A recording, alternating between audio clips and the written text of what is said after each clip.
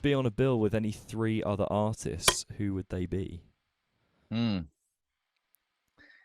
Well, that's really changed. I mean, it's changed through the years, you know. Like it's if you ask me, my younger self would probably be like Pantera, Meshuggah, and Faith No More.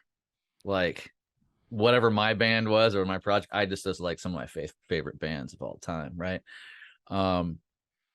These days, like I'm so all over the map with what I listen to, and it's a lot kind of, I mean, I still listen to metal, but like it's a lot less metal and heavy stuff. So like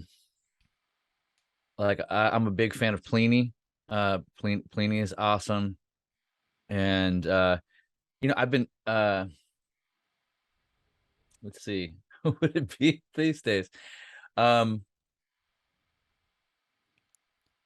If you got Pliny on the bill, it's an interesting one already, because you've got a super proggy, or not super proggy, but like you've it's a very niche audience, that. So Yeah. I suppose you can just have a bit of a mismatched bill and just have whoever, can't you? But Yeah, I mean, in a like kind of a, I guess, a perfect world. I mean, I don't know. I mean, it's like if I'm choosing artists to complement whatever it is that I'm doing, if I'm actually performing, that you know is an interesting thing to try to consider. But if I just want to like have a dream gig, you know, of some kind, it's so hard, man. There's so many people. There's a lot to well, yeah. Yeah, I mean, like for, okay, let me think about it for a second. So I'll pull. It's like that whole thing. Let me pop up my Spotify. What am I listening to right now? That would be applicable to this. Also, I'm gonna have a look at mine now. What is the most recent song you added to your playlist? This isn't a podcast thing. I'm just wondering what Sure. As such, but I'm interested to hear. So, and no lying if it's like some guilty pleasure, you know, artist. Well, I mean, the latest thing is the new Devin Townsend single. That's easy, because he just dropped a single from the new Lightwork album, and that's also a I mean, if I was going to choose anybody that I would want to be on tour in a band with, or you know, like doing a gig with, Devin would be one of the people on the bill. Do some Devin Townsend, some Pliny, and maybe Kendrick Lamar. Nice. Just to like up a bit. Yeah, switch it up a bit. Because I've been listening to his new album a lot, and I mean, I've slowed down on a little bit, but the initial wave of it being released was so, I don't know, I was mesmerized by it, and I still am of it, but I find it enough of the album difficult to listen to in certain respects, so I don't go back to it for comfort in the same way, you know. Yeah, it's a cool it's funny when you said Pantera and like Meshuggah, and you're like, oh yeah, younger me, and then when I was asked this question by the last guest, or when we kind of briefly discussed it, I'd be like, yeah, Pantera.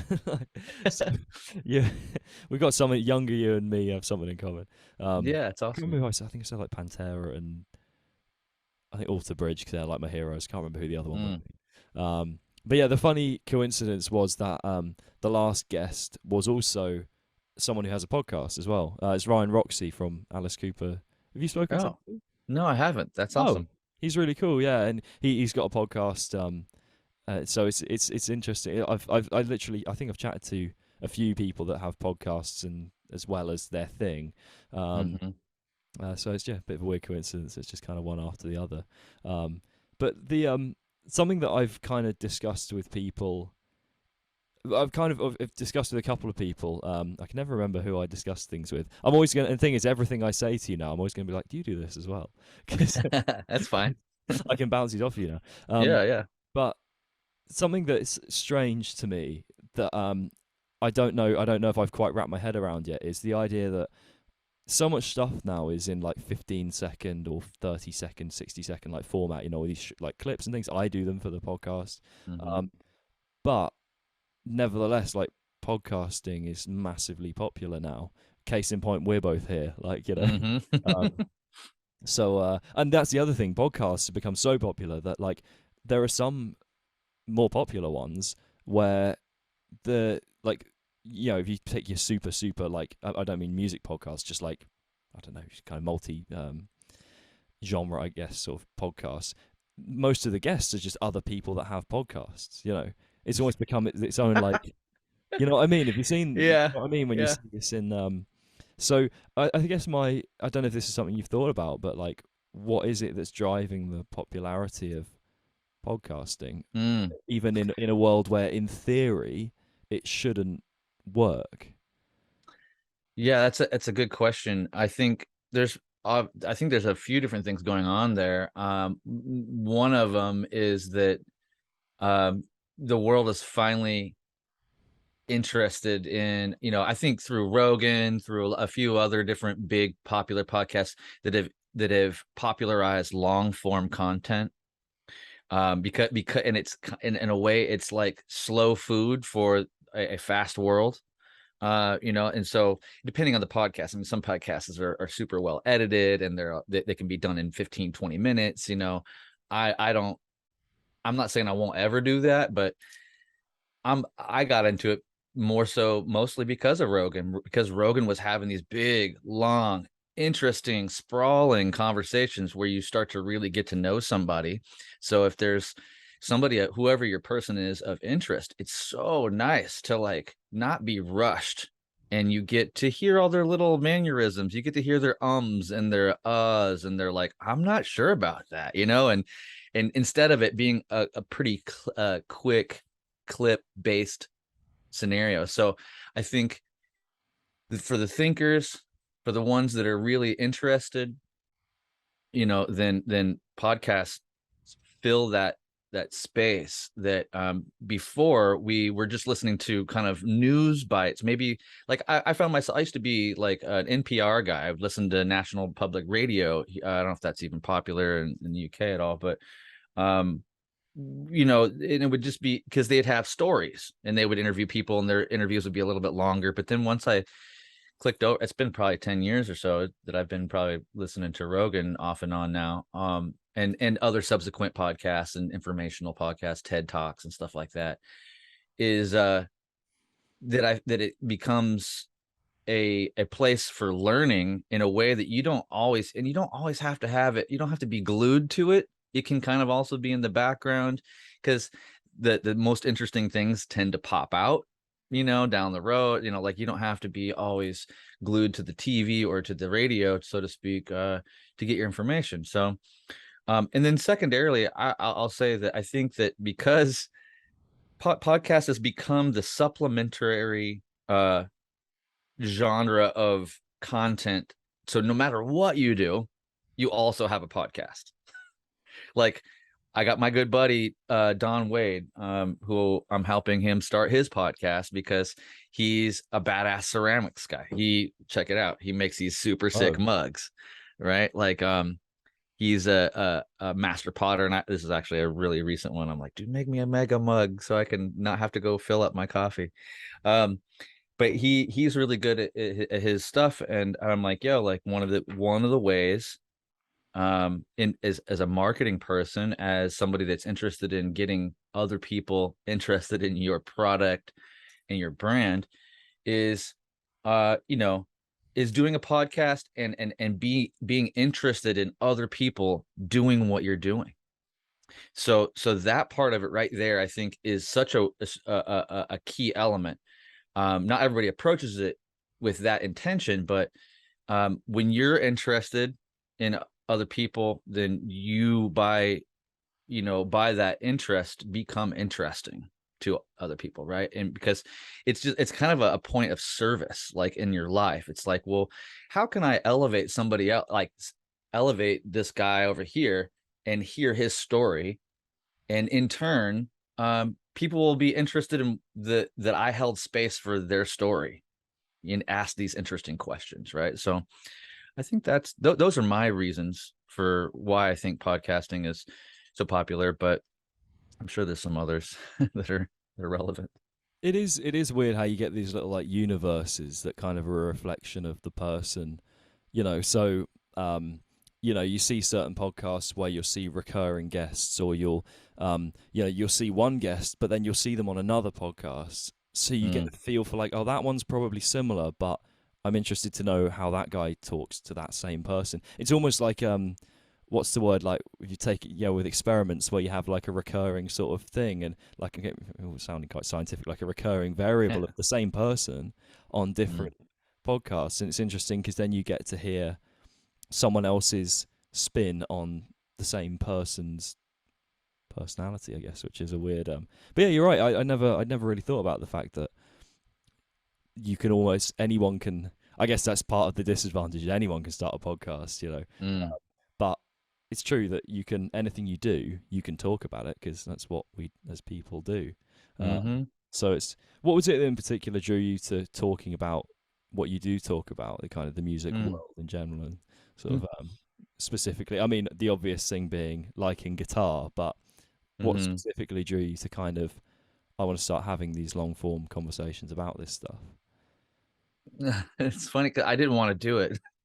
Okay, so I nothing then. like I was like, I know my I'm I have a very special career in the music business. I've been, it's like 15 plus years, and I've had special access to a lot of artists for the majority of my career, just like being a guy on the inside that helped rock stars, big and small, choose the right gear, and then sign endorsement deals and stuff like that. So because that's kind of been my MO, in the process I've met a lot of great people and great artists of all flavors. And it was probably 4.5, 5 years ago that I met Moon Unit Zappa, so Frank's daughter, and we got introduced by Steve Vai. Steve Vai was like, "Hey, Moon Unit needs some picks for her podcast," and at the time she was sharing a podcast with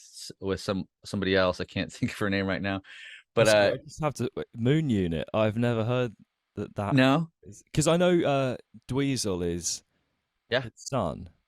yeah. So, Dweezil's the second born. Moon Unit was first born, so it's Moon Unit Zappa, Dweezil Zappa, Amit Zappa, and Diva Zappa. That's the four Zappa kids.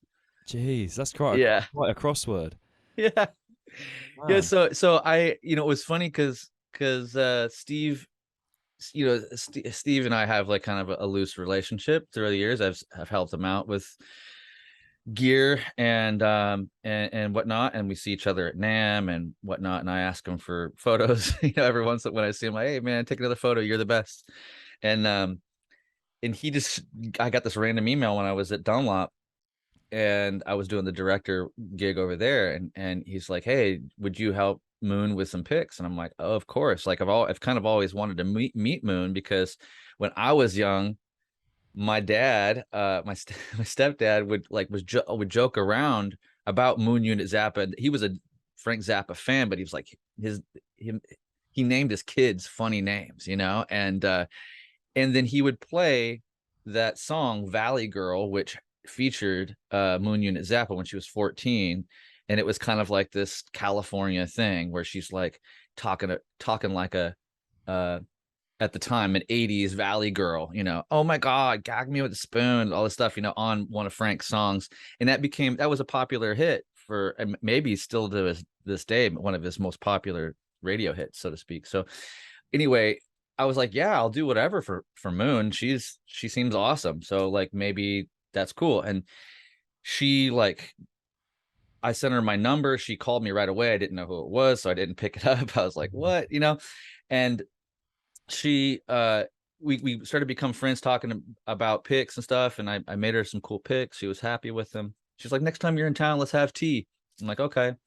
So I'm in LA, and she's like, hey, like it seems like you're into yoga, is that right? I'm like, yeah. And so we hit it off. She is really into yoga, I'm really into yoga. I teach yoga for the last 5-6 years. It's kind of my side hustle. And we hit that off, and she was like, what do you got to do today while you're in town? I go, well, actually I'm going to visit with Tool in the studio. They're finishing up their latest album. She's like, really? I know those guys from back in the day. And so like I was like, oh, of course you do. you're you're Frank's daughter, you know everybody. And so we went over there and hung out with Joe Barisi. He's like the engineer that did the whole last album.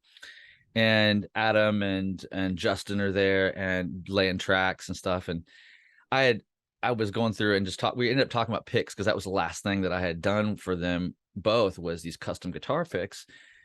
And it was, she kind of just got quiet and just like watched the conversation go down between me and the guys. And when we left, she was like, I think you have a show or something. I think you should, like, you have better access than most people to these people. And if you just practiced a little bit, you'd probably get pretty good at chatting with them, you know, and just see how it goes. And I'm like, oh, dude, I don't want that. Like, everybody, this is 5-6 years ago, or, you know, I was like, I don't need a podcast. Everybody's got a podcast. Like, that's lame. And so I was kind of just like, but then she kind of kept nudging me. And in the next 6 months after that or so, like, I was like, okay, I think I had to wrap my head around it, because I didn't know how I was, like, why and what was I going to do? What were the parameters, like, and would people care about what I care about? Like, I don't know, you know, that's kind of a scary thought to, like,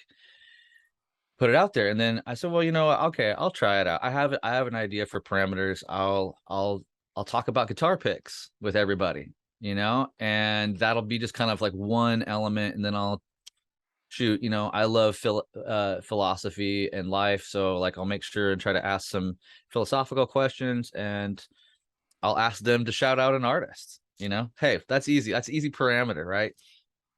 And so I just started doing that with my phone. I set it down backstage with whoever. In the first, I don't know, 30 podcasts or so, we're all just done on my phone, in person, you know, and no video.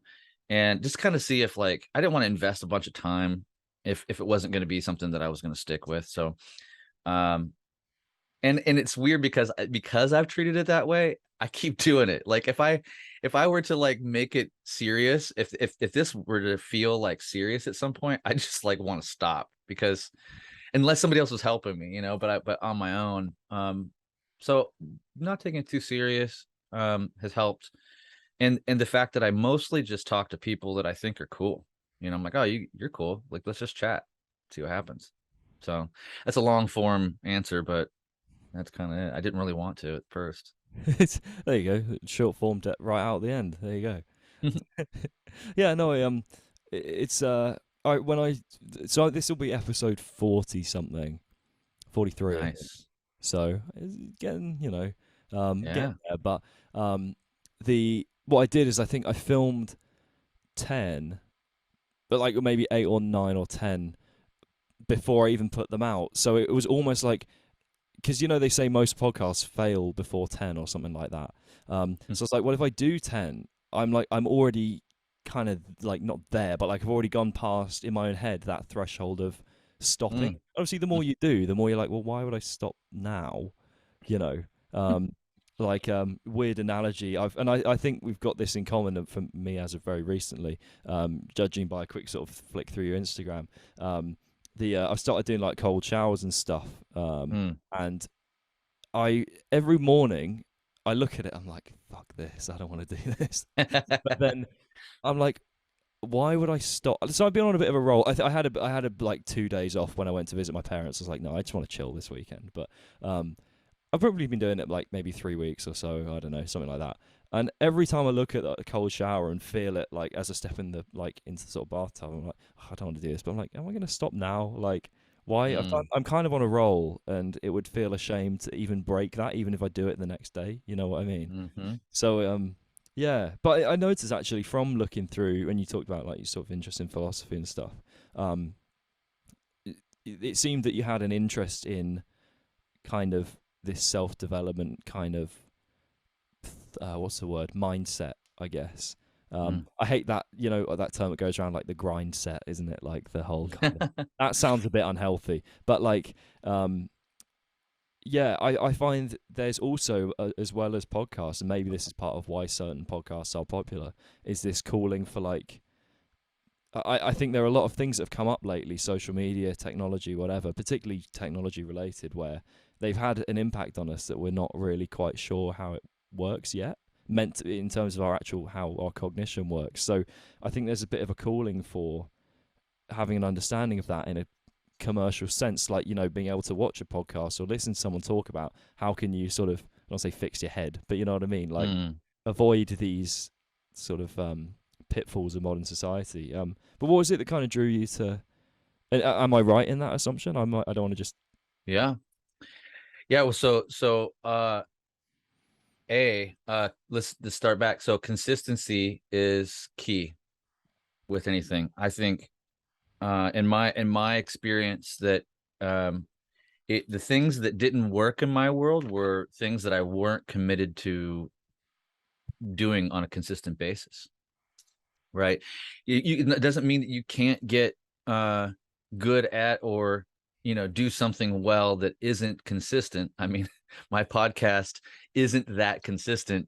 I do a couple of them a month right now, when I really intend to or want to do one a week. Right. But like, my life is so full, thankfully. And thankfully I'm the freaking boss of this podcast. So it happens whenever I want. And that's part of, I mean, honestly, I gloat. I love that, because I spent so much time working for the man, so to speak, you know, like in offices and having to be somewhere at a time and having a style guide and somebody else telling me, no, it looks like this. And I'm like, all right, cool, fine. You know what? We'll do it your way. I'm not even gonna, but like, it's part of what I love about this is that for better or for worse, it's mine.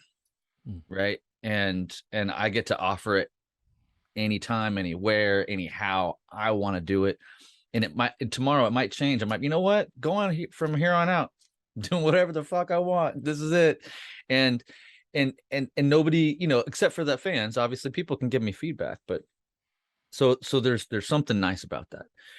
And then to speak around, you know, you're right. I think you're alluding to something that's really cool, you know, about modern technology and the kind of the YouTube era, right? It's like, what do you want to do? Learn it on YouTube. You know, like there's 10,000 videos for the thing that you want to do, and not everybody's doing it well. But if you were to piece together, if you found the top 10 videos for the subject that you're trying to, you know, immerse yourself in, you'll learn quite a bit between those 10, and they may all have different opinions on how to do it. And then you can kind of piece together the way that you want to at least try it the first time and decide from there, left, right, center, whatever it is, you know. And so podcasting fits right into that category. Again, even though it's long form, the self-help category is wide and deep. So now, you know, there's a lot of charlatans. There's a lot of people that are just like that have the technique down of like how to get you to click on a video, but may not necessarily offer you a whole lot of substance, you know.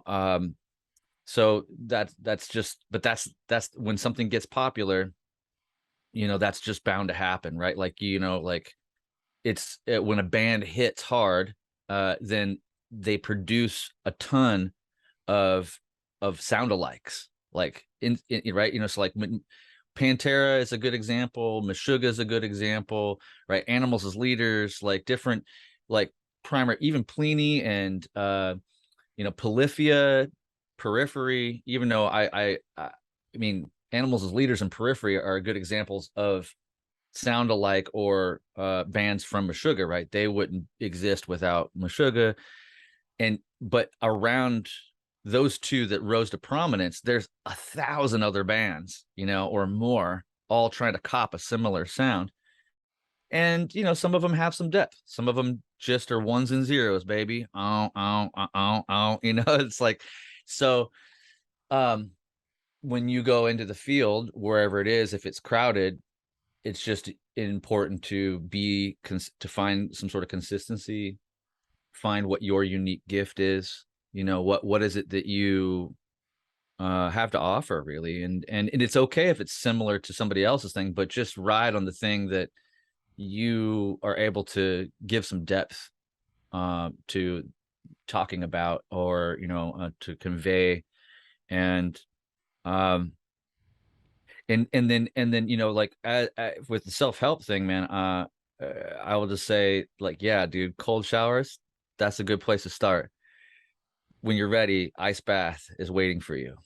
Ice I bath is waiting for I want to try it. I mean, it's an awkward one, isn't it? Because like I think I tried one at one point, but I bought like a pound worth, as in a pound sterling, not like a pound. you. So I don't know what's that, 80 cents. I don't know, whatever. Anyway, Something like that. that amount, and it didn't get you. It looks like you feel like it's a big bag of ice, and you pour it in a bath. You're like, oh, I need No. like 10 of these. So I can't be spending like that much every day. But I do want to. I think one day I will just go and buy loads of bags of ice, chuck them in, and just see. Yeah, if you did it once a week, right now I get 2 pound or two 16-pound bags of ice when I do mine, and I try to get 2 plunges out of that. So I'll do one for 3 to 5 minutes. I mean, if I've got friends here, you can make that water go a long time. I'm like, hey, but it's funny, people, not a lot of people are into cold plunging. So more people are than ever, but in my wide scope of friends, like, most people are like, nah, dude, I don't need to get into an ice bath. That's crazy. Like, people are afraid of the colds, right? And it's, which is actually one of the more interesting reasons why to engage it, number one, and then teach it secondarily. But you have to, to teach it, you have to know the benefit, you have to be able to withstand it, and be able to communicate it clearly as to why. And it's one of those little things that it's kind of a delayed gratification scenario. It's like, or not even, delayed gratification isn't the most accurate way of putting it. It's more like momentary discomfort for long-term health benefit gain, overall clarity, and whatever you're getting from your cold showers currently, it just kind of up levels a bit. With your ice bath, you have to kind of really focus on the breath. I don't know how much breath work you're doing in the process of this, but Well, it started as, and then it kind of slowly. It was weird, actually. I remember I was watching obviously you'll be familiar with Wim Hof if you've been all this. But I was watching something related to that, and there was a guy I watched who got into like some freezing water, and he was just so chill the whole time. And and at that point, maybe doing it a week, and I could stand in the shower, but I think mentally I wasn't like panicking, but mentally I was just hating it. But then after that, I was like, oh, you can actually just kind of, it is all in your head, you know. And don't get me wrong, it's not like the switch just flicked and I can just walk in like, yeah, this is great. But I did kind of get in and just think, oh, it is just cold water on me. Like, it's not actually, it's not a thought. It's not like it's nothing beyond a physical feeling. And it kind of, I think for me, it's like, it seems like the science kind of supports it, but I'm not entirely sure. I'm no scientist or biologist or whatever, but I think for me, it's just about making myself do something that day. And if I can make myself do a thing I don't want to do, I can probably make myself do that email I don't want to send, or like, do some exercise or whatever I don't feel like doing that day. That's what I do it for, That's smart. What are your kind of reasons for it? Yeah, I have a multitude of reasons personally, and where you're hitting on is part of it for sure. I naturally run hot, run warm, like, in my body. So the thought of cold ice water, the thought of being in cool water, especially during the summer when it's hot. I'm in the north in California, North Valley, and it's like, for the last 2.5 months, it's been high 90s to 105, like, every day. So there's also this other inspiration. I have a bunch of swimming holes here and creeks, and I have my own shower and stuff, but there's nothing quite like the ice bath. And because I'm into yoga, into meditation, and being uncomfortable for relatively small intervals of time in order to feel better in my body, right? To feel more grounded, more calm, more centered, and clear. So because that's already a part of my modality, and my Ayurvedic teacher that I studied with years ago, her little bathhouse that she had created had a cold plunge in it, and I'd always kind of liked cold water, but and would be fun to, like, if you're out in nature and it's like super cold, you kind of dare your friends, like, how long can you get in and stay for, or are you gonna get in at all, like anything like that, or just kind of polar bear club type of thing. I was always super down with that type of stuff. But then when I started recognizing the way it was being framed with the Ayurvedic therapy, because they have like so many modalities, there's so much like information around studying Ayurveda and like health in the human body. But what's also beautiful is that my teacher was able to distill it down. She's like, look, you could spend a whole lifetime trying to figure out all these other ways of framing how to eat, what to do with your body at what time of day and all these things. But you can also reduce it down to hot, cold, wet, dry. So which two are you experiencing right now predominantly in the body, in the way your mouth feels and the way your skin feels? Do you run hot or cold? Are you running hot or cold currently? And then would you say you're more wet or dry? Are you kind of like moist, or are you dry? So you figure out which combination of those two. And if you are in a point of discomfort where you find yourself, then you use the opposite to bring you towards the center of the hot, cold, wet, dry kind of axis, right?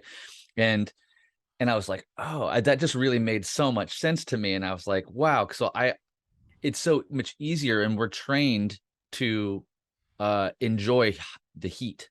We enjoy, like, we get in and take a hot shower, right? And I never like really stopped to think about, like, why am I okay with this extreme temperature but not the other? Like, what is, or why are most people, and then through that study I realized, oh, got it. So warming equals expansion, equals relief for most people in most conditions, in most bodies, right?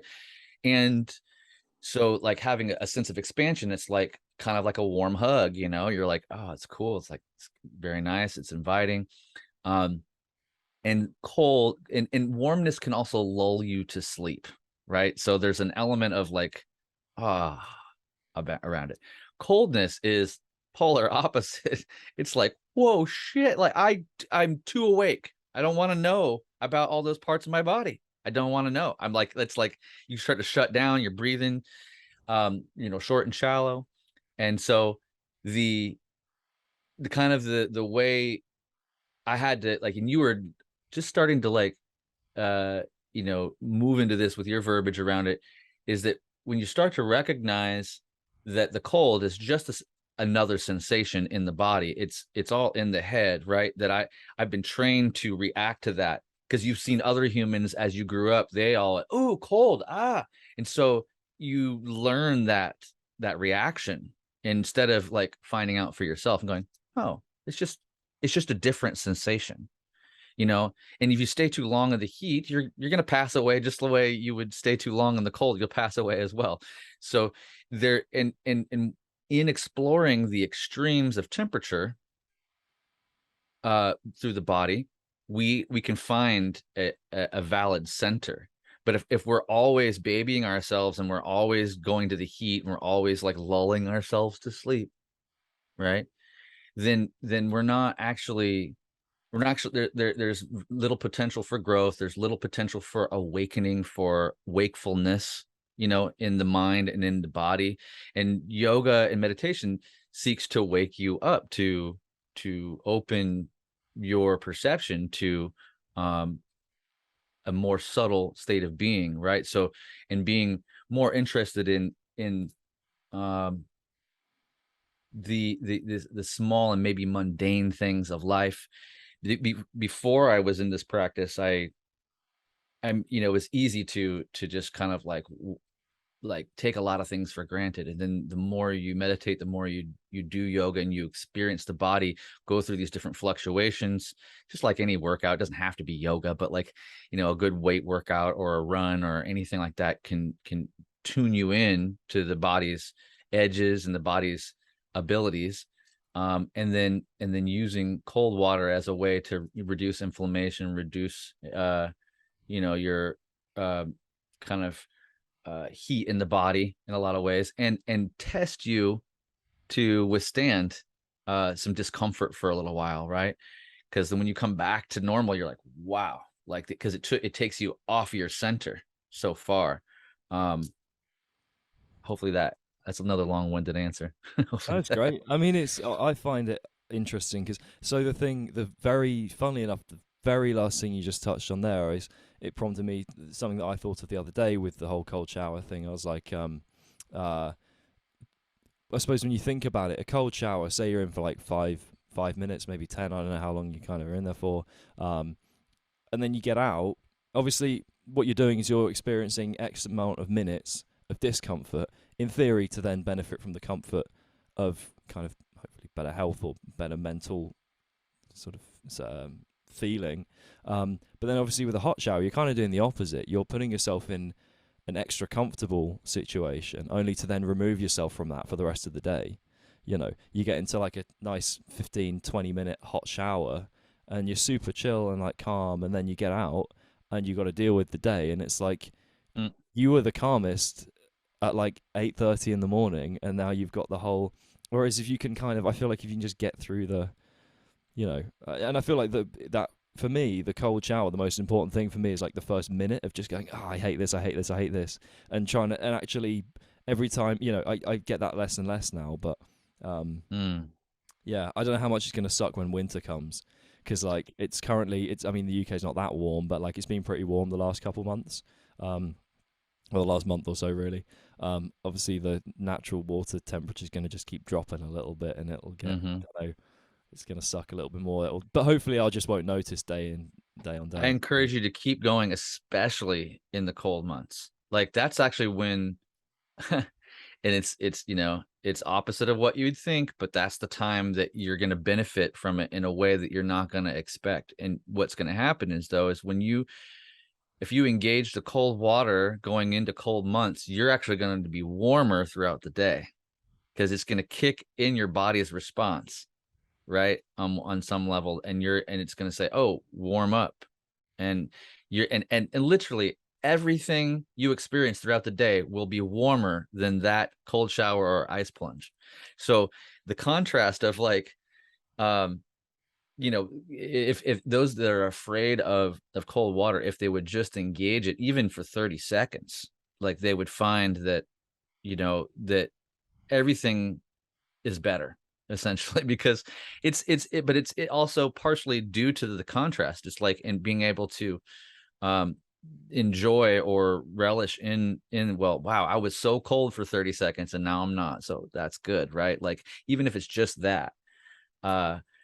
And for me, as far as timing goes, with an ice bath, I think 3 to 5 minutes is tops because it's so cold. And if you get it to the right cold, I mean, I did the same thing where I was getting smaller bags at first, and I was like, oh, this is so easy, man. I'm a boss. And then I actually took the temperature, and I was like, oh, it's not even that cold. I gotta actually get it cold. And then let's see how well I do. And dude, I've done hundreds and hundreds of cold plunges now through the years, and it doesn't get I mean, I'm more willing and I do it automatically. I just get in, but it's still effing cold. And I still like as I go in, and then I quickly gather myself, and then I move into that state of like, it's only sensation, just observe. And the main thing that I give, when I have friends over and I'm doing like sessions with clients, is to try and recognize that, it's where, because in meditation we do a lot of just observing the breath. We're trying to narrow our focus, like, so the eyes closed or they're almost closed, and you're just observing, you're trying to observe the sensation of the breath moving in and out of the body, right? So, and that becomes, and if we can bring the focus there and keep it there for any amount of time, then we're training the mind to not be so scattered, right? Because in the process, meditation shows us, wow, we are scattered. We're really, like, it's easy. Like, the moment we shut down, we go, okay, breath one. And before you're done with breath one, you're already thinking about lunch. You're already thinking about somebody that said something wacky to you the other day. You know, like, you're like wondering about how you're going to get from here to there because you don't have enough money, whatever, all these life things. And so the meditation aspect reveals our desire for escape from the present moment, right? So every time we sit, every time we try to get still and not move, and we try to drop our frivolous action, we, you know, the monkey mind arises and tries to pull you out of it. And so I compare the two situations, because in meditation, it's, the job is that your thoughts are going to arise, and you're going to, and instead of latching onto and feeling like you have to react or be in action on based on a thought that arises, you're supposed to just kind of say, oh, thinking, that's just thinking. I don't have to react to that thought. I don't have to act on that thought. In fact, I'm going to stay still and just let that thought pass away, right? So it's just thinking. So it's in the same way, when I'm get into a really cold plunge, as soon as I gather my breath, it's like just observing I oftentimes just look at my body, and I'm just like, I'm observing the body and trying to regulate the breath, and it's just sensation. I don't have to react to the sensation. I can just observe the sensation. And in that, there's that practice alone, embedded into that is this situation where we become less reactionary in our lives, right? Because if we practice it in this microcosmic way through this self-inflicted uncomfortable scenario, then it doesn't always, I'm still a jerk time to time, but it can lessen our reactionary state when a heated conversation arises or whatever. You just find yourself a little calmer over time, because you realize, oh wait, you know, just like the thinking, just like the cold water, it's gonna go, it'll be gone before you know it, and I'll be back in the thrust of life. And so maybe I can just take that energy with me, you know, and call it what it is, try to see the moment more straightforwardly, instead of just latching onto, and oh, this is cold, and complaining. That's the first thing a lot of people want to do. Oh, fuck. Oh, they cuss all, you know, like they're all just, oh, we're wiggling. I'm like, okay. So when you go to get in, do your best to just focus on the breath and don't complain. Try to not to complain, because you're making it worse. So Yeah, that's I feel like so many of us are becoming reactionary in the way that, like, it's almost like we're treating every sort of mildly discomforting kind of moment with like almost road rage, you know, where it's just like it happens, and you're just like, oh no, that happened, you know, a bit like when you get road rage and you know, you shout at someone or call them this, that, or the other, you know, and it's just like, it almost feels a bit like I'd say that from my own, you know, like I'll like you say, a thought will come into my head and I will latch on. There'll be something where I go, oh, why? Oh God, I'm annoyed about having to pay for, like, I got loads of bills on my car recently, and it's like, oh. But like, I don't have to latch onto it in that way, and it's a tricky thing to. I do need to put more time into meditation. But what was it that was there, like a moment in your life or a collection of events that kind of piqued an interest in these kind of practices, things like meditation, cold showers, just general like self betterment? Is there any kind of moment in your life, or like I said, just sort of in a certain passage of time that led you into this sort of thing, or is it just how you are as a person that you just found yourself kind of interested in this? I've kind of always been a little bit interested, but I will say that the primary crux of being involved or studying it is been kind of just the experience of suffering in my body, experiencing suffering emotionally, mentally, physically. And so when, and a few times what shifted me further into study or practice has been, a breakup with a girlfriend. And I was married for a while, and when that went south, I really started doing a lot more yoga and running, and which I had kind of already been doing a little bit of for years, but it was again, it's like we can be constantly batted around by the 10,000 things of our daily life pretty easily if we haven't sorted ourselves out. But if we sort ourselves out and we make ourselves a priority, so it's like, if and it can be one simple thing. It could be just a cold shower every day, right? It can be that one thing that's consistent and calculatable, right? Like, like when and where you can do it and how long and all these things. It's relatively in your control, and you commit to it. And through that commitment, and through that little space, that gap of time, in that gap of time, you're not thinking about all the charges for your car, right? You're thinking about how to breathe well under this uncomfortable situation. So I started feeling little gaps of relief while I was in yoga class. I was like, man, I'm not thinking about my heartbreak as much. Maybe towards the end, maybe the teacher says something interesting that applies to me, and maybe that does cause an emotional reaction to me, but it was like a cleansing or a clearing, healing type feeling around things. And so that there was that, and then it was a few years later that I was commuting a long distance, and my back started hurting, and I was commuting to go get to an office where I was sitting. So I was sitting for an hour and a half to get to an office where I was going to sit for 7 hours, not 7 days, 7 hours roughly, and then there was a break to go to lunch, and then everybody wanted to go out and sit at a restaurant. I was like, oh, dude, my back and just it's killing me. It's killing, like, and that's the slow death, is just sitting too much. And it was during that time where I was almost about to start the Ayurvedic training, because I was curious about that. But and I had a friend that looked at me and said, oh, you need to do pigeon pose.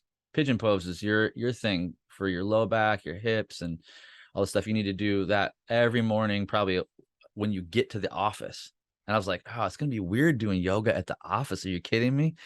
And so for a little while, I had set up, I had my own office, so I could put like a mat in the corner and stuff. But it's like when you're the weird kid at school, everybody's like, oh, you got those shoes, what are you doing here? And you're like, I'm like, leave me alone, like I'm just trying to like take care of myself. But yeah, I mean, mostly suffering, mostly the uncomfortability of being in my body, or not feeling I would say it this way too, to feeling like there's a better way. Like there's got to be a more optimum way to live in this flesh bag. There's got to be, and I didn't, that's not being at the gym all the time and trying to like go beefcake on it, right? Like, not there's anything wrong with that. That's just not my thing. And slowly but surely I was like, okay, well, this is a way I can feel fit, I can feel limber, I can feel available. And as I deepened the yoga practice, meditation kind of sits right hand in hand with it, if you have the right teachers around you, because that practice, that physical practice, is originally really designed to just get you to burn off the excess mental anxious energy of kind of constantly worrying about future and past, to have the resilience to sit for 5-10 minutes, half hour silently in meditation, so that you may eventually, this lifetime or next, like have some realization around like who you really are outside of your name, your age, your gender, your pay rate, your job, like all these things. Those are just those are ancillary peripheral things that aren't you. It's not who you are. Those are things that you might do or partake in. When you sit and you take it sincerely, like you start to be opened up more widely, more deeply to the mystery of existence. And then that's like, and that piques I'm like, wow, that's cool. Like for me, like when I was young, I used to like, one of my favorite things to do when I was like in, I don't know, second and third grade, my mom had bought these encyclopedias, and there was one all about the ocean. And there was a section in the ocean that was the mysteries of the ocean, like potential monsters and different things, like the Bermuda Triangle, people go missing. And I was like, I read and reread and read and reread and was just like, that's so interesting. So, like when tying it all into the kind of the mystery of our own existence and of like what really is this thing that we're doing, this predicament we find ourselves in. Oh, that got me good. And so like now it's just the way it is. It's how I live, Yeah, I think the kind of and it's kind of an endless process, isn't it? So you're never going to run out of things to try and find out, which sounds a little bit exhausting, but I think if you can embrace it a little bit, I think it's, I feel like I'm starting to see some reward in trying to think more in that way. And it is tricky to avoid all the all the traps of modern life with it. But no, I mean, I really appreciate your kind of viewpoint on it. I think it's quite refreshing, and I've really annoyed myself because you said something that I really particularly latched onto, and I cannot for the life of me remember what it was. I'm sure it will come to me the minute we eventually hang up. But no, my luck. But I had a few kind of little questions about kind of more going back to the podcasting side of things, because I think like I said, the whole long form thing I find kind of quite interesting. But one thing I really am interested to hear is if you, in all the podcasts you've done, how many episodes have you got to now? I just released 112 today. Cool. Okay, so yeah, because I remember today actually looking at 101, which was Petrucci, right? And I was like, second, how far has he gone since then? So obviously I would never ask you to name anyone, but if someone comes along that you don't even have to not like them. Oh, sorry, that's my WhatsApp going off. Let me just close that. If someone comes along that you, even if you don't dislike them, but you just find that you don't have that connection, maybe because it's going to be on a scale. There's going to be a level of who you feel the most aligned with and the least. What kind of mindset do you find yourself in, and how do you kind of try to get the most out of someone that maybe, and this goes for life advice as well, it's not just a podcast advice, because conversations are a big part of life. How do you kind of go about getting the most out of someone? And that sounds a bit clinical, sort of getting the most out of them, but I mean on a connection level. Do you have anything, do you go into a sort of frame of mind to really try to engage with that particular person, or do you just feel like you suck at it? Like what's your kind of sometimes I feel like I suck at it, yeah, for sure. But as far as a technique, I think that because the way I do the podcasting, and it seems like you're similar in some ways, like it's really just a conversation, right? It's most, in a lot of ways it might be slightly structured and all this, but truly I think that the answer lies in trying to just remain present and listen.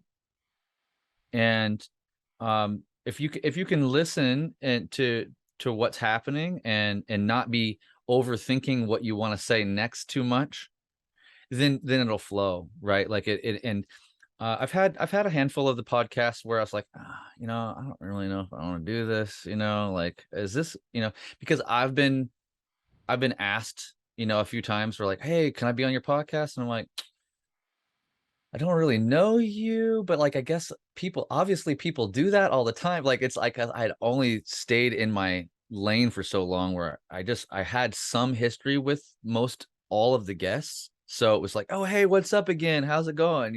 It like, and so there, like, I remember when we did da da da. And so there's all this like natural, chemistry, at least a place to jump off from. So for me, I do my best to try and listen to try to like, and it's a little technique, is to take the tip of your tongue and that little shelf right behind the top of your teeth, your top teeth, right there, tip of your tongue just lightly touches while you're listening to the other person, right? So, and that can help not be trying to just wait for them to stop talking and then automatically respond, right? So, and this is, could be folklore, but the idea of the tip of the tongue on that upper palate there behind the teeth, that it kind of points up towards the center of the forehead, towards your third eye, right? And so there's this potential for expansive consciousness, this potential of linking towards your higher self, and not in any type of mystical way, not for any reason other than just being present, right? You don't need to like cast a spell, you don't need to do any of these weird things, but it can help, because the tongue, even though it's enclosed in the mouth, sometimes it still feels like it's anxious or busy and ready to clamp down on the next thing to be said. And so trying to hear what's being said, and then whatever is being said, whatever comes up, I find that the process of humanizing someone, in the process, whether you just totally disagree with them or you super agree with them, whatever it is, just trying to be like, oh, this is cool, this is another way of seeing the world, and this is unique. This person has this name, they have these experiences, they have this background, and that, even if a lot of it is familiar, it's a little different than what you've experienced before. And so here it is, like allowing space for it and doing my best to be patient to hear them out. And if I'm kind of in that zone around it, it usually goes well. A couple of the podcasts I've done, actually, in fact, my two top podcasts, I don't know those people. Like I've had a little bit of interaction with Greg Howe prior to the podcast, and had a tiny little bit of interaction with Tim Miller before the podcast. Those are my two top number one podcasts. They're always fighting for each other. Like, one has got more views than the other. And I find it funny because, like, I always go into a podcast like where I don't have a history with them and I'm a little anxious, but now I'm like, ooh, maybe it's going to be magic again, because like there's no expectation around like what is going to be said or how our connection's going to be. So hopefully that answers your question.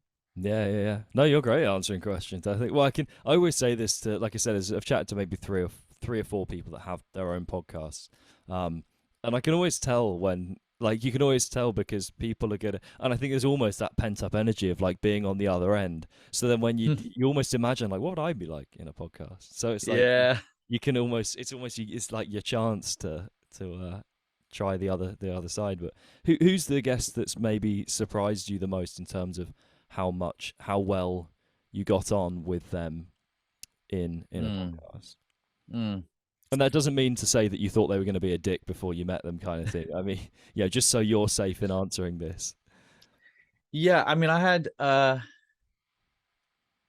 had so many good moments with folks, and I really anticipated the Steve Vai one a lot, just because he was my first favorite guitarist before I ever played guitar, and so there's just like this weird thing that I even get to do this. It's weird, and he's such a sweetheart and into esoteric stuff and meditation and mindfulness stuff. So, I just like, I almost didn't like, he had a new album. Was it a new? Yeah, I had the new album out and all this stuff. And I had all these, I had like 4 pages of all these questions. And I'm like, oh, I got to get through as much of this as possible. But it wasn't clearly communicated like what his time frame was and stuff. So we ended up cutting short. And the whole majority of the podcast was about kind of the spiritual thing, you know, that he's talked about a lot on other podcasts and stuff, but he was talking to me about it on my podcast. And I was just kind of super, he was like, oh, we didn't even get to talk about the album. I'm like, it sucks for you, but this is awesome for me.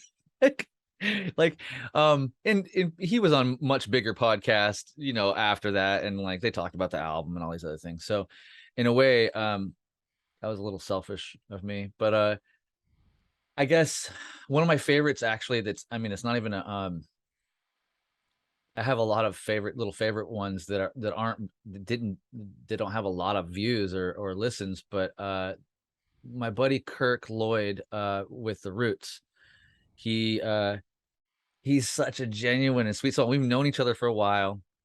And I mean, I expected it to go well, but I didn't know that he was going to do it from his mom's house. It was during the pandemic, and he was not in New York City proper. His family was out in Europe, and he was home on Long Island, and he was doing the podcast from his childhood bedroom. And which I thought, I was, oh, this is super cool. Like all of a sudden it was such a surprise. I'm like, well, so what's laying around in your bedroom, bro? Like, show me this shit, you know? And he's like, oh, wait, hold on. So like runs off to the closet and comes back like, this was my first guitar. And it's all messed up now, but I still have it. And I was learning this song on it at this time. And I was thinking I was going to be cool like Jimi Hendrix. I was going to be this, I was going to be that. And then like in the middle of like us talking, he's sitting on his childhood bed. Like, I mean, I don't know, these little things to me, you know, like are kind of important and just big and like sentimental stuff. Right. And in the middle of it, I forget what it was. It was a bug, a grasshopper or a beetle or something. Like he's like, and he like kind of freaks out. Like there's a bug. And I'm like, you okay? And he's like, oh no, I just, hold on. So I got to get this bug out of here. And so there's like this little moment in the and I didn't cut it out, you know, I just left it in there, and he has to run out the door and take the bug outside. And I like the human moments, like, and that's what I think the long form podcasting, you know, really at least leaves it open to, leaves the possibility for, is catching you, and you're like, you know, you're not perfect, you're not rehearsed, like in a lot of this stuff, you know, and you might have some semi-rehearsed responses to certain things, or if the person is answering questions a lot about the same stuff, it's album cycle, then they're gonna like, oh well, you know, they might give almost the same answer, you know. And you, like you said, you know, if you see the same artist on 3 different podcasts, you'll kind of like see them almost say the same thing, and then it kind of shifts based on who's hosting and all that stuff.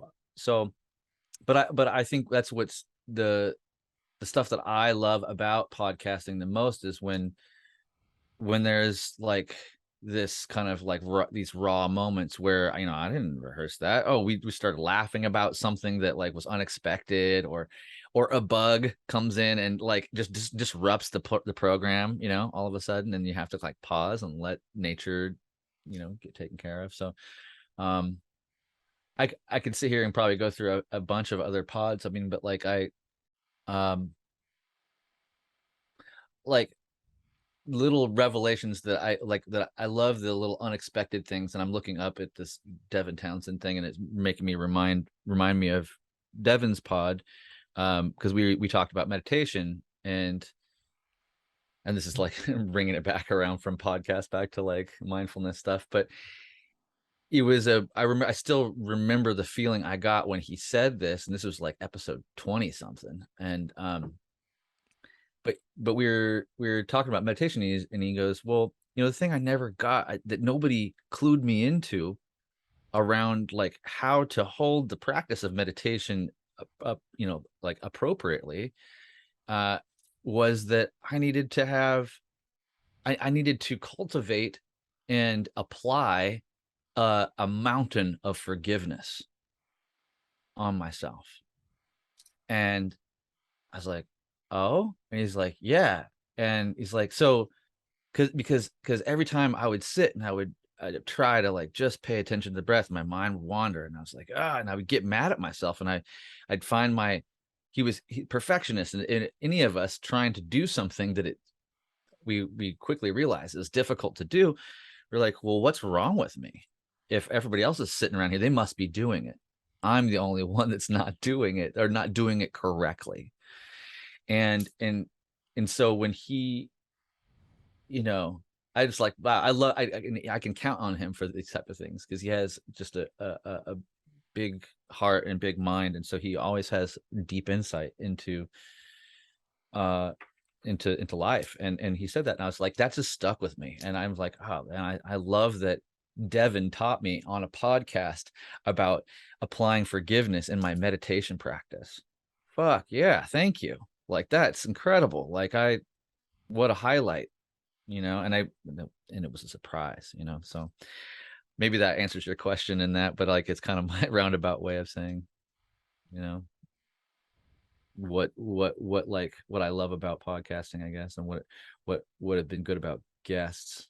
Is that, I forget what the question was. Sorry. So do I, so it's fine.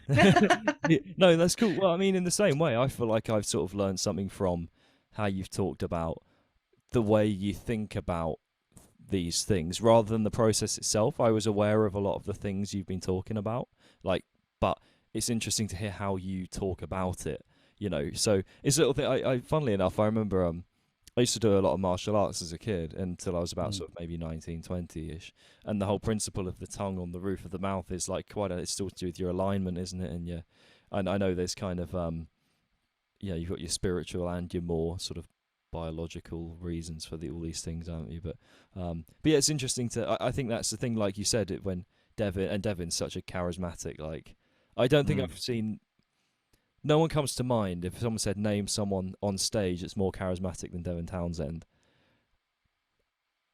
I don't know if anyone comes to mind. Not straight away, anyway. He's up there, certainly up there in the top. But yeah, I mean, I think that's a really cool. I really appreciated your kind of outlook on all of this. I think it's a really interesting, and yeah, typically didn't talk about guitars, did we? I don't know. Do you want to talk about guitars? Well, so I did have there was a couple of little. It'd be cool to just go through a few, because and this is the point. I remember the point I was going to make. So perfect. What I was going to say is, I think I'm trying to stop doing. Maybe this wasn't the point. This is just a point that I had somewhere along the line. The thing I'm trying to stop doing is, and I just did it a second ago, is to change conversations or adjust them or make a comment on what you've said in a way that I wouldn't if the camera wasn't rolling. So, like, I'm really guilty of it, and I definitely do it in like every podcast episode. But saying like, oh, so the thing about this is, or, like, oh, so speaking of this, and it's sort of almost like you're writing an essay, like just sort of, and there's nothing desperately wrong with it, but I feel like it just slightly takes that feel of, like natural conversation away. And that's something I'm trying to work on, because like, it's not like if we were just sat having a drink or like, just chatting with some food or whatever, I wouldn't say like, speaking of your comments on, I would just say, oh, because when you said about that thing, that's how I would say it to you. I wouldn't say, I guess it depends how interviewee you want it to be as your podcast, isn't it? It's I think like although I'm a very different person to him, I do quite admire Craig from the Downbeat podcast, because he's very good at I think it helps that he probably is quite friendly with a lot of these people. Like you said, you've got these prior relationships with a lot of these people. But yeah, that's something I'm trying to sort of wrap my head around. And it's such a hard habit to kick, because it's like these are like, I've chatted to a few people. Like I said, when I did that initial email out to get the first few guests, I knew some of them, like, but not that well. Like, I'm quite young. I've not really been involved with the industry for a long time. So, it was it did feel a bit like shuffle my papers and ask the questions. Whereas I feel like it's getting away from that a bit now, which is nice. And like the more episodes I do, I feel more like chill with just talking to the person. Mm-hmm. And I've noticed I feel like I'm better at listening in just conversations now. You know, what I'm worried about is will the podcast me take over, and I'll just be sat there in total dead silence in like just at the pub when everyone's like, he doesn't talk much. I'm like, um, but yeah, I had a few. It'd be cool to maybe just go through a few little things, and this is exactly what I'm talking about that I don't want to do, but I do want to do this little section. So I wanted to just go through a few little questions and almost just do like a not quick fire, but just there's a few little things I wanted to ask about. Okay. Almost for the sake of people listening, maybe a few things that I thought maybe it'd be cool to hear your advice on, Sure. and like your 2 cents on these things. So one is for growing podcasters or people just trying to be involved in this kind of thing, whether it be any kind of interview, sort of media, that kind of thing. What do you think? Are there any pitfalls you feel like you've fallen for along the way, and any that you Mm. particularly avoid? Um, so that's an interesting question for me because like I still feel like I'm just started. I still feel like I still just started this thing like yesterday in a lot of ways. And so I'm like, who am I to like to answer that question on one hand, but then I have to remember, yeah, you just published 112 today, Chrys. Like you got a couple thousand people following you. That's cool. But I think if you can be if you can set a consistent schedule for your thing, or if you set out a parameter and then stick to it, I think that's good. I think with anything, it's like, and at the same time, not being so tight around whatever parameter you set for yourself. Like, I'm going to do 2 podcasts a month. Okay, great. Try to be religious about doing 2 podcasts a month or 2 podcasts a week, whatever you think you can manage. And then because I think the consistency is like one of the greatest, most prominent ingredients to success. And like, and I'm going to get a little philosophical with you on this. Like, so Alan Watts loves to tell the story, or tell the little parable around he's always releasing Zen parables in his talks, right? And he says that the fool who persists in his folly eventually becomes wise, right? And to unpack that, I was to say, is like even the dumbest person, the most idiotic, of endeavors, let's say, if done long enough, if eventually it matures and it can become a profound thing, right? So you could think about picking up the guitar for the first time, and if you just plunking, even with no lessons, if you just sat down and you were just plunking away 10 minutes a day for the next 10 years, like eventually that idiocy of the immature person in the beginning eventually gains wisdom through the consistency of the practice, of the repetition, of the returning over and over again and beginning again, right? So I think that can't be undersold. And then like the next thing I was just starting to say is like the beginner's mind aspect. And this, it kind of speaks to your martial arts, way of when you train, that oftentimes the mental aspect is that you don't want to like, you can't rest on your laurels. Like if you sparred yesterday and you were great, doesn't mean anything about today and this new partner, right? You have to begin again, and you have to tune into who's in front of you, right? So in that respect, if it's a guest that is, maybe wonky and you're not sure of, just begin again. Like, do your due diligence, like read up on them, watch their other interviews, and tongue to the roof of the mouth and listen, right? And see what happens, and just do your best to respond. And don't be afraid to edit stuff that is stupid. Like, like if you say too many weird things and you're like, okay, I'm just, just pull stuff out. And if the conversation goes in too many circles, you can edit one of those circles out, right? Like, or depending on the form factor. But for me, I think the reason why it's gotten anywhere is because I have been relatively consistent, like not in a way that I would even advise you or anybody else to do at this point, because I've just gotten busier, and so that's been part of the thing. And so there I have to shift. I have to be malleable. Like it's not even up to my own personal ideals of what success would be, right? So in a perfect world, I would book and edit and release a new podcast every week, because that's my highest ideal. And eventually maybe I'll have enough people around me to help with that, right? So if I can just book it and do it and then have somebody else edit it, that would be sick, like The dream. yeah, that is the dream. So, but whatever, like in that's part of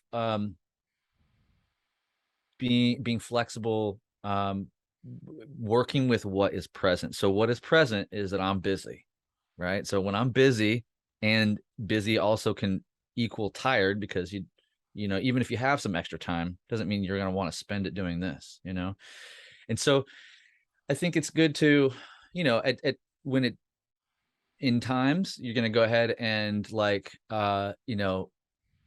the midnight oil and do extra when you don't really want to, and that's great. But for the most part, you want to do things when you're fresh, when you feel fresh and you feel inspired to do them, and so that you're not cranking out stuff that is just whatever, right? But that depends on the type of person you are. So some people have a hard time getting started, right? So getting started or getting back into the swing of things. So to those people, I say, stop it, just do it. Like, don't stop hesitating, just jump in wherever you can and adjust accordingly. That's predominantly my method, to be honest. The premeditated stuff is harder for me, because then it gives me too much time to think about it. Oh, I got Steve Vai on this Thursday and it's only Monday. I'm still thinking, oh my God, I dreamt about it last night. I've got 5 pages of notes. What will he like me? Well, I can, I have all these. It's too much time to think about a thing, and too much premeditation almost like creates more suffering. Because then when I had to stop soon, inside of an hour with him, I was like, in my head, I'm like, man, I got 5 more pages. I have questions. And so, all right, maybe I'll get around to, we'll see. So I think, pitfalls, it's hard to pin down any one particular or a few, but maybe inside of what I've outlined, you can see that it's really about, and I'll say this with life, man. I mean, I think it's really important that you be the best version of you that you can be, and that doesn't require a bunch of effort. Thankfully, that's the good news. It's less of a, I need to acquire these skills so that I'll finally be a good podcaster, a good interviewer, right? No. What's more important, more interesting, and more fascinating is you just being the person that you are, turning it on and saying, hey, let's talk. And then letting it be what it is, and learning from what you see, from the information that comes back, learning from the person that you interviewed and how they responded to your questions. And then as you go back, edit it, and put it up, you learn, you're like, oh, you know what? I said so many times. I'm going to try to say a few less times, or whatever. I say so much that I would never try to. It's futile. There it is again. So so just doing your best to actualize yourself in the best way possible, I think, is really tantamount, and this is like a Bhagavad Gita lesson, right? So Bhagavad Gita says, it's better to live your imperfect life with all its struggles than to try to live somebody else's perfectly, right? So and you could apply it to music. It's like, well, you might be able to do a perfect cover of Tornado of Souls and get all the Marty Friedman solos as good or better than him. But is that yours?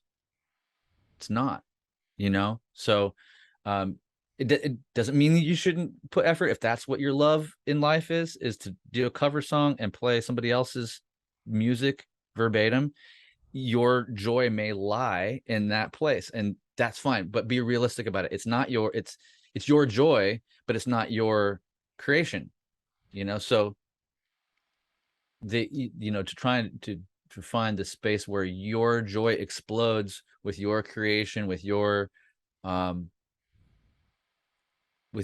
unique heart space involved in it, so that it resonates and you don't feel, it doesn't feel like a lot of work. Like the good news is that podcast is a whole lot of work. It just takes time, right? Because I like doing it now, and I didn't think I was going to, So hopefully that helps answer that question. Yeah, I think it's always when answers go back, when you ask when you ask a specific question and then the answer to that falls back into something that is more sort of profoundly connected to you as a person, it can almost be weirdly frustrating because you're like, I don't want to change that. That's difficult, like, because if you just said, I mean, you talked about consistency, that was practically useful. But then a lot of what you were talking about was, well, you got to be the best version of you, and you got to do all these things about you. And there's going to be so many people that would hear that advice and almost be like, oh, well, that's not helpful. But it's like, no, it's like the most helpful thing. It's just, it's not, if anything, it'd be quite unhelpful possibly for you to just give all of the bite-sized, do this, format this, be professional about this. Because, like, that's great. But if the core isn't fixed and ready and, which is you, then all of that stuff's not really going to hold it up, Yeah. And I mean, there are a million other people that can give you better technical advice, right? But like, I'm doing my best example of what it is that I'm telling you, right? So I'm saying, like, so the best version of me is to give you, a little bit of relatable, concrete advice around consistency and kind of technique. But I think philosophically, I have more to offer, right? So I won't try to be the technical person that I'm not really, like, I'm on the edge of technicality in certain aspects. I can plug in microphones, I can set the gain, I can do this stuff, and we can talk about theory around social media, around this and that, but I think most of that's bullshit. Like, I think yes, it exists. It's not that you can't game the system, but is that where you want to put your energy? Is that, I mean, some people do. Some people are analytical in that way, and they really want, that's like, they get off on it.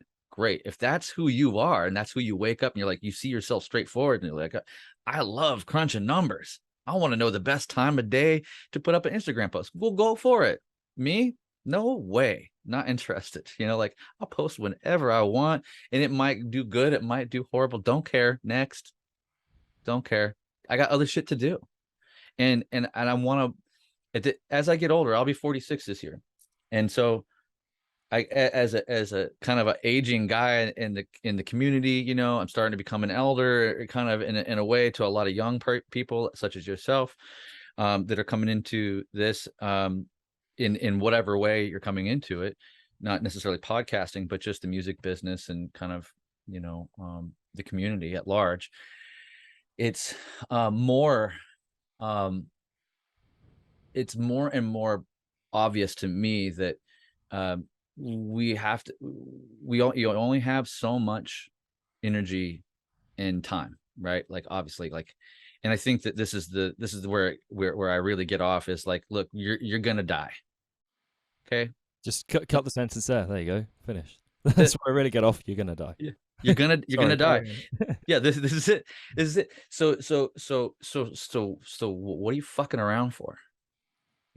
Like, use your energy as wisely as possible, right? Like, and don't be afraid. Like, when it feels ripe, like, pour the energy into, like, excess energy into the right situation, right? But when something comes up and it's like sucking from you, and it's not, they call it energy vampirism, or you just, or it's a leaky situation where you can't, something can't be sustained, it can never be fulfilled. You could put all the energy you want into it, but it never yields anything back.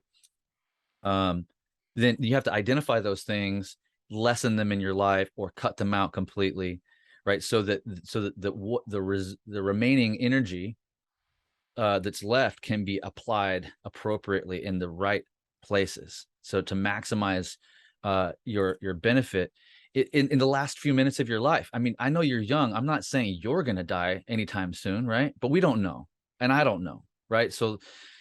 But this is a difficult thing, and if we don't see ourselves straightforwardly, then it's gonna be a mismatch somehow. And one of the most essential truths is that all things arise only to pass away, right? So that's part of the cold bath. That's part of the meditation. It's part of, it's just life. That's us. We're momentary happenings. And so when we tune more into that, then it's like we're not making decisions as much anymore, because I feel like there's two different elements, right? Like when we're more ignorant to our natural state, or to who we are, then we're prone to making decisions, this over that. Oh, you know what? Left versus right, or here versus there, this band versus that band, whatever. We have that duality, that kind of polarity consciousness that's all pervading. But as we see ourselves more straightforwardly, as we become more friendly with the actuality of our situation, that we find ourselves this predicament of feeling like a sense of immortality in our consciousness, but being a very, very, very obviously a finite being, right? Like, so when we come more in contact with that, then there's less of this kind of like making decisions, and more arriving at choices or at decisions in this way. So it's like, oh, well, this is obvious. I don't have time or energy for that. So, I mean, I got to do this. And so so then it becomes more fluid. It becomes more kind of a natural state of things versus a contrived, business decision of like how to do what. And I think that, because even if you're like a really good interviewer and all this stuff, and you're going to, do it by the numbers, you're going to be like, be more of an interview person, or however you want, seriously you want to take it.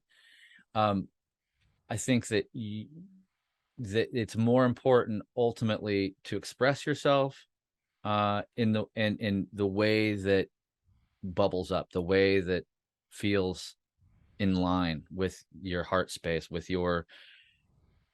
what sets you free, so to speak, and because if you don't do it, nobody else is gonna.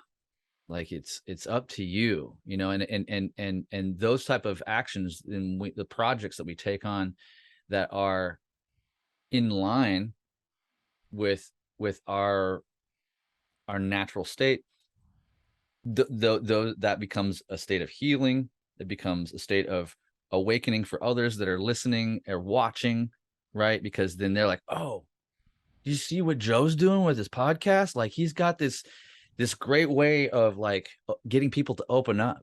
He asked a little bit about this, a little bit about that, and then, did you notice he's a really good listener? Like, wow, like I'm inspired by his ability to listen. I mean, he's a great person to talk to also, but like the way he listens, man, right? And you'll see this over time, right? Like it takes time, and then before you don't know how you're affecting other people and inspiring them to be their highest, best, most open and creative selves. Yeah, man, that's wicked. I love that. And thank you as well. I noticed the being nice to me in between. So the thing, so right, I would absolutely love to chat. I could definitely chat forever, and we have to chat again sometime because I really enjoyed it. But I do need to get some food before doing another podcast in not too long, and I need my gosh, fuel my. I'm trying to do 2 a week. Speaking of consistency, good for you. Because I was doing 1 a week, and I was like, okay, I want to go faster. Like, and that's me getting caught in the numbers a bit, but equally, I kind of just want to. I'm enjoying it, and I just want to delve right into it. So it is tricky trying to keep up with booking everyone. You should. Do But, you have any last questions before we go? so there's one more, but actually, what I was going to say was, because what I was going to say is, you've got a role at Kiesel, right, with the A&R Kiesel. What I was going to ask, but I'm not going to for a good reason. I was going to ask, what would be your advice for people to get noticed, or to get, like, a lot of people are chasing endorsements, and for various reasons, for better or worse. But I'm going to say, I'm not going to ask you that question, because I'm going to say, go listen to the last, like, half hour particularly, and figure it out from there, because the answer is in there somewhere, I like to think. Because it's almost, when I talked about the podcasters and I said it, you sort of brought it back to figuring yourself out more. So I feel if you're chasing the endorsement, I'm sure you've got some great advice you could lend, practical advice, but actually just go figure the rest out first. Well, I'll just pipe in real quick and say that, yeah, sort out what you have to offer to a brand, right, and grow an audience. You want to have an audience before you ask, right? Like my inbox is full of people, that are just about to release their demo, just about to do this, just about, oh, you know what, like we're drawing 100 people in our local town. That's great. It's not good enough for 99.9% of all endorsements. And in Kiesel land right now, we're full to the brim. So 50,000-60,000 minimum active followers on one of the major social networks is the most clear metric that would potentially make you, make us interested in you. So, but really, you have to find what you have to offer and offer it consistently, grow the audience, and then reach out. And oftentimes it's usually this situation where if you have to ask us for it, it's probably not time. If it's usually when we're coming after you, that's when it's time. But sometimes it's too late at that point too. Like, you already got us. That's a catch-22. But that's a short answer. Yeah, well, I was about to say, I'm annoyed at you now. You've answered the question. But what's your other last one? Well, so there was one other one actually that I want to hear. But I feel like there's only a certain way you can politely answer this question, because I was going to say, meeting sort of your heroes and stuff, or like, even if they're not heroes, just people you really look up to, like you talked about Steve Vai. I guess, is it, because I've met a few people, whether I'd say I've met any genuine, like, heroes, like sort of, you're talking, like, for me, it's like Alter Bridge are like my top band, I haven't met any of them. I've met them, but I've not done a podcast with them. But meeting those kind of people, have you found it to be as cool an experience on the whole anyway as you would have hoped, or has it lived up to it? Is it not? How's it kind of? It's mostly good. It's like, there's certain little things, like if your ego gets in the way, and the problem is that we want to be liked, especially by our heroes, right? So there's already like a mismatch in the whole thing. A reasonable amount about them, they know shit about you. So, upon first meeting, so that you just have to remember that on one hand, and keep a sense of your own humility. They've already heard that 100 million times that from 100 million people that, oh my God, you've changed my life. It doesn't mean that it's any less true for you. And it's not to say that you shouldn't say it, but finding the old wisdom of, like, treat the rock stars like regular people, and treat the regular people like rock stars. It's kind of a good rule to roll with. It's like, not to say that you would not do anything extra special for some hero or something that you're going to meet, but in general conversation, they get treated in this other way, and if they're expecting some weird thing, then they're probably not very cool, like most and I've had I can't say names. I guess I could. But I mean, I never did podcast with him or nothing. But I'll just leave it anonymous. But this one very prominent rock and roller. He this is a while back though. He like he offered. He was like, come down to the show. I was living in Seattle and I was working for Ampeg, and he was like, come back here and talk to me after the sound check. And so I talked to him, and he's like, nobody is in the history of Ampeg, nobody has done more for that brand than me. And this new amp you got here, I know you said you'd send me three or four of them, but I need 8 of them. And I was just like, oh, okay, I don't have the budget to like give you. He's like, yeah, so let me know when you got 8 of them coming. And I was like, I don't know what to say to you. Like it was one of the few times where I was really in an awkward position with somebody that was a big name and that was like putting their verbal elbow in my neck. And I was like, I just never, we're not friends, and I don't, correspond with them anymore, or even at all after that. But, that was it's a rare thing. Usually I will say that the beautiful thing is usually the bigger the name, the sweeter they are. The more mid-level somewhere, the potential for them to think that they're big, and so they act that way, right? And so it's a strange thing. Not always. There are always exceptions to the rule. And a lot of my mid-level artists are absolutely amazing people, and they're very humble. But it's usually the ones that are in the middle somewhere that are going to cause you the most trouble, like of awkwardness or demands, or, well, you got to do this for me, for me to do that. And you're like, who do you think you are, bro? Like, okay, I mean, like, there's a lot of money to like have a platter of charcuterie and like that bottle of what, like. But yeah, so those are my little bit of insight in around that. Most people are cool. Occasionally you find that, I think what you really find is that everybody's human, and they come with their weird mixed bag of trauma and ego, just like you and me, so yeah, do I your feel best. like there's a lot of idolizing of people that it's like just because they got there and they're really great musicians doesn't mean they're good at much else. Like, and I don't mean that I'm not sort of shitting on them. It's more like they've just been really good at that thing that you admire. That doesn't mean they're very good at really. They could be terrible at literally everything else in life. I don't mean that just to put them on your level. I just mean in the sense that like you shouldn't just expect that level of brilliance that they exhibit in one thing in everything in life, because then you're just going to be let down, aren't you? Because no one's going to be perfect at everything. Yeah.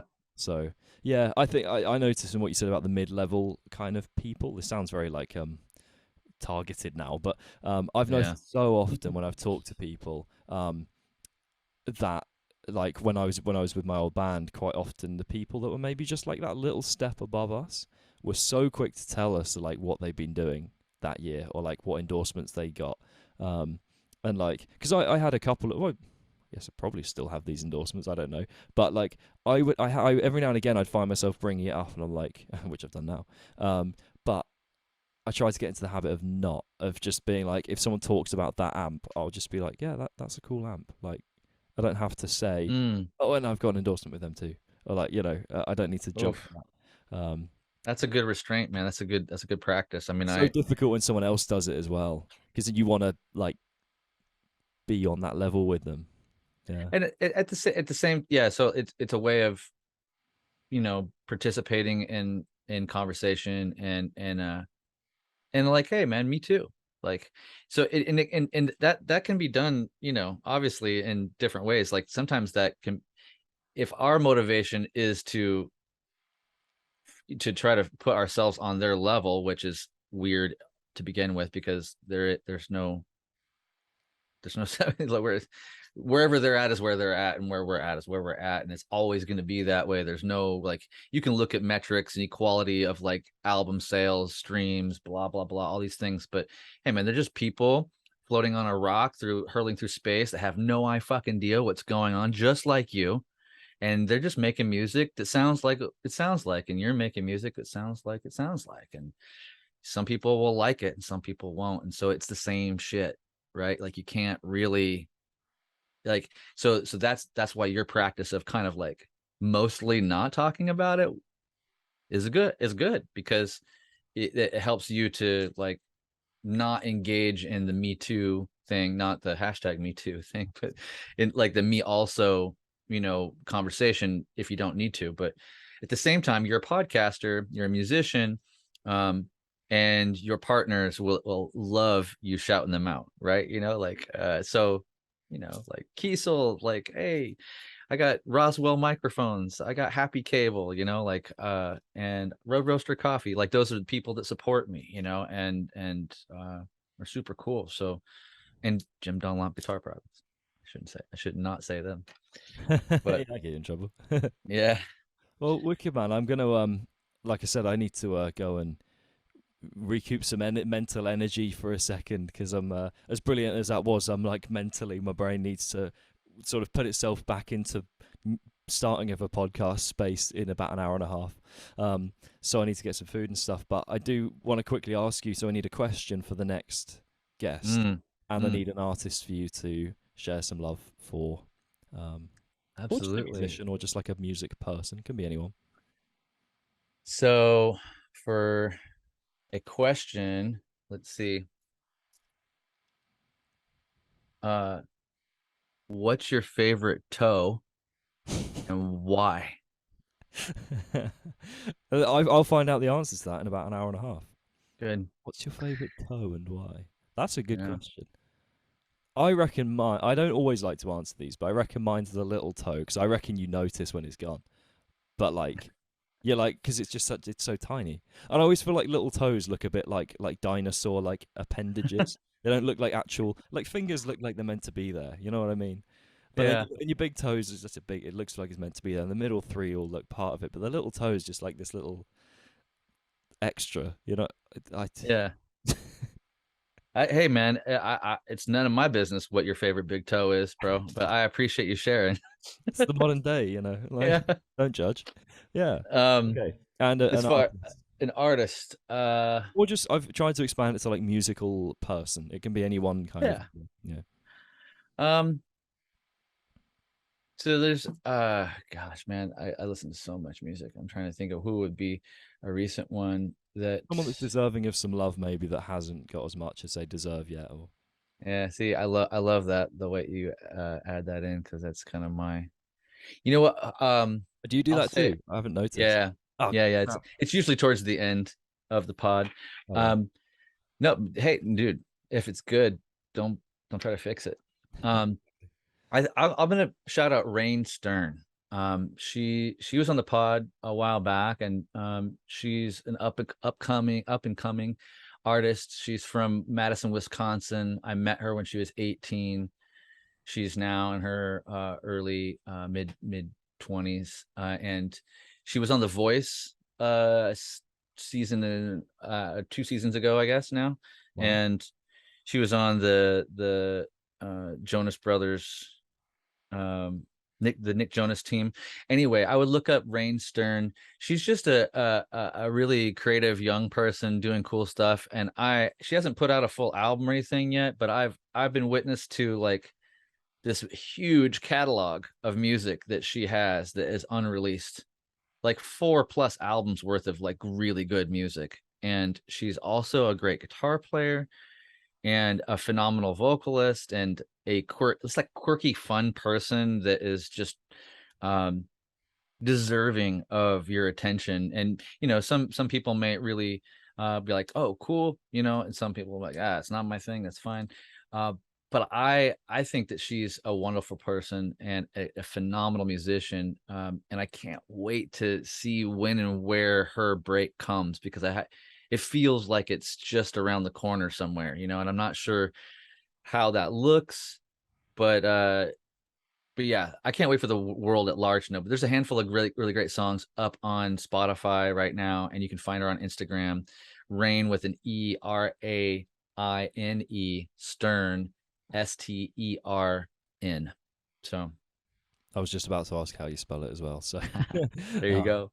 Yeah, nice one. And if you have any last message to the world or thing you want to promote or whatever, and yeah, I'll just